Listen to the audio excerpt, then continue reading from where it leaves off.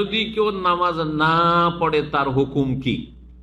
আমরা নিজের পক্ষ থেকে বললে আপনাদেরও জুলুম করব, বেনামাজি ভাইদেরও জুলুম করবো, তাই না? নিজের পক্ষ থেকে আমরা বাড়াবাড়ি করে কোনো কথা বলি না, না হলে আমি জালেম হয়ে আল্লাহর কাছে আসামের কাঠগড়ায় হাজির হব।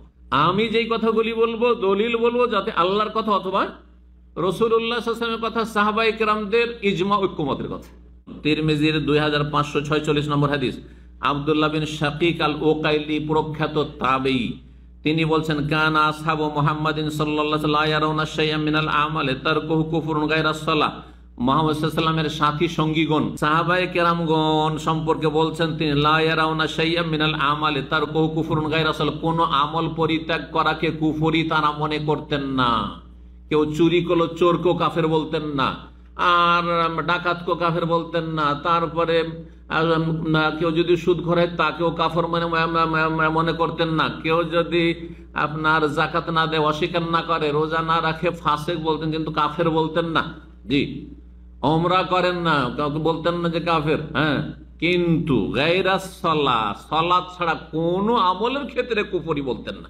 সালাত ছেড়ে, নামাজ ছেড়ে দিলে সাহাবায়ে কেরামগণ তারা একমত ছিলেন, ইজমা ছিল, এই হাদিস প্রমাণ করে যে তারা কি বলতেন, যে সে কুফরি করে ফেলল, কাফের হয়ে গেল সে।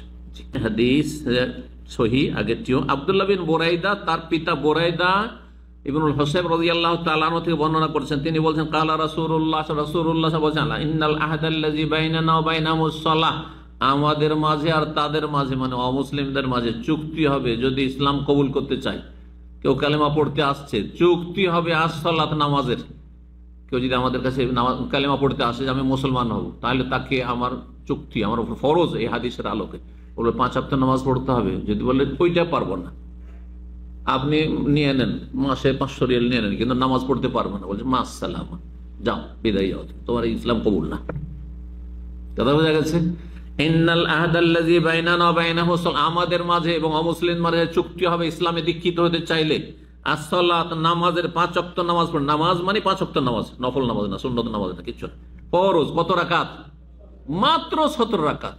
তো বলছে, ফামান তারাকাহা, যেই ব্যক্তি সালাত ছেড়ে দেবে। নবী সাল্লাল্লাহু আলাইহি ওয়াসাল্লাম জানতেন ফাসাকা ভাষাটি, ফাসাকা মানে পাপিষ্ট হয়ে যায়, গুনাহগার হয়ে যায়, বোঝা গেছে?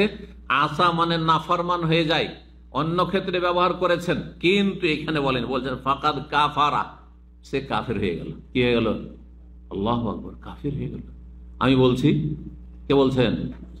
যিনি এত মায়া করতেন, আমরা কল্পনা করতে পারি না ওই মায়ার কথা, আমাদের দ্বারা সম্ভবই না, তার ধারে কাছে যাওয়া সম্ভব না, সাহাবীর দ্বারা সম্ভব না। তো নবী সাল্লাল্লাহু আলাইহি ওয়াসাল্লাম বলছেন ফাকাদ কাফারা, সে কাফের হয়ে গেল। আল্লাহ হেফাজত। মুসনাদ আহমদের হাদিস, তিরমিজির হাদিস, নাসাইতে রয়েছে, ইবনে হিব্বান মুসনাদ হাকিমে রয়েছে, হাদিসটি সহিহুল জামেতে 4143 নম্বর হাদিস। একটি আয়াত দিয়ে শেষ করছি, সূরা রুমের আয়াত নম্বর 31। আয়াতটিও স্পষ্ট করে যে নামাজ না পড়লে ইসলাম থাকে না, নামাজ না পড়লে 5 ওয়াক্ত যদি না পড়ে ইসলাম থাকে না। ওয়া আকিমুস সালাতা, নামাজ তোমরা কায়েম করো হে মুসলিম, ওয়ালা তাকুনু মিনাল মুশরিকিন, মুশরিকদের দলে ভর্তি হয়ে যেও না।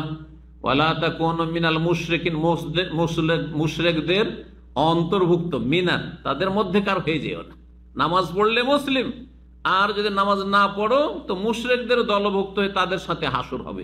এই জন্য একটি হাদিসে রয়েছে যে কিয়ামতের দিনে হাসর হবে কার সাথে? ওয়া কানা ইয়াউমাল কিয়ামাতি মা কারুনা ফিরআউনা ওয়া হামানা ওয়া উবাই ইবনে খালাফ, বেনামাজির হাসর হবে কিয়ামতের দিনে কারুনের সাথে, ফেরাউনের সাথে, হামান যে প্রধানমন্ত্রী, আর কারুন সেই যুগের ধনকুব, জি ধনকুব, এদের সাথে উবাই ইবনে খালাফ, মক্কার বড় একজন কাফের নেতা, যে নবী সাল্লাল্লাহু আলাইহি ওয়াসাল্লামকে সরাসরি মারতে এসেছিল অস্ত্র নিয়ে, ওর সাথে হাসর হবে। নবী সাল্লাল্লাহু আলাইহি ওয়াসাল্লাম বলেছেন বেনামাজিদের।